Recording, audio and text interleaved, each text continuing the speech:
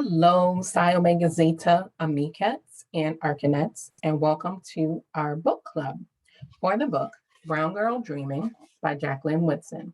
Now, this story or life narrative is written in free verse poetry, which is different um, than many of the narratives and or life stories or biographies I know I've read. So I'm really interested to know what your thoughts are and what you take away. So let's get started. February 12th, 1963. I am born on a Tuesday at University Hospital, Columbus, Ohio, USA, a country caught between Black and white. I am born not long from the time or far from the place where my great-great-grandparents worked the deep, rich land unfree, dawn till dusk, unpaid, drank cool water from the scooped out gourds, looked up and followed the sky's mirrored constellation to freedom. I am born as the South explodes. Too many people, too many years. Enslaved, then emancipated, but not free. The people who look like me keep fighting and marching and getting killed. So that today, February 12th, 1963, and every day from this moment on, brown children like me can grow up free, can grow up learning and voting and walking and writing wherever we want. I am born in Ohio, but the stories of South Carolina already run like rivers through my veins. That's deep. Move on to the next one. Second daughter, second day on earth. My birth certificate says female Negro. Mother, Mary Ann Irby, 22, Negro. Father, Jack Austin Woodson, 25, Negro. In Birmingham, Alabama, Martin Luther King Jr. is planning a march on Washington, where John F. Kennedy is president. In Harlem, Malcolm X is standing on a soapbox talking about a revolution. Outside the window of University Hospital, snow is slowly falling. So much already covers this vast Ohio ground. In Montgomery, only 7 years have passed since Rosa Parks refused to give up her seat on a city bus.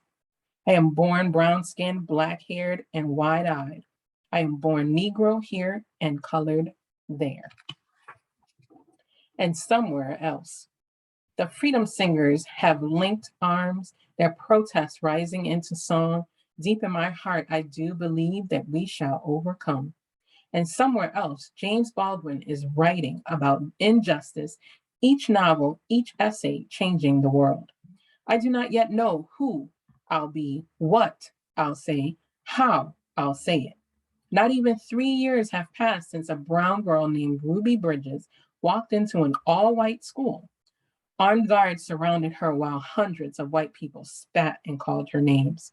She was 6 years old. I do not know if I'll be strong like Ruby. I do not know what the world will look like. When I am finally able to walk, speak, write, another Buckeye, the nurse says to my mother. Already I am being named for this place, Ohio, the Buckeye State. My fingers curl into fists automatically. This is the way my mother said, of every baby's hand. I do not know if these hands will become Malcolm's raised and fisted, or Martin's open and asking, or James's curled open pen. I do not know if these hands will be Rosa's or Ruby's, gently gloved and fiercely folded, calmly in a lap on a desk around a book, ready to change the world. Whew, there's a lot in that. All right, move on to page 6. A girl named Jack. Good enough name for me, my father said the day I was born. Don't see why she can't have it too. But the woman said no, my mother first. Then each aunt pulling my pink blanket back, patting the crop of thick curls, tugging at my new toes, touching my cheeks. We won't have a girl named Jack, my mother said. And my father's sisters whispered, a boy named Jack was bad enough, but only so my mother could hear.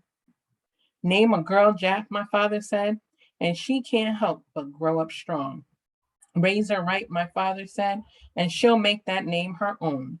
Name a girl Jack, and people will look at her twice, my father said, for no good reason but to ask if her parents were crazy, my mother said. And back and forth it went until I was Jackie. And my father left the hospital mad. My mother said to my aunts, hand me that pen. Wrote Jacqueline where it asked for a name. Jacqueline, just in case someone thought to drop the IE. Jacqueline, just in case I grew up and wanted something a little bit longer and further away from Jack. That's deep.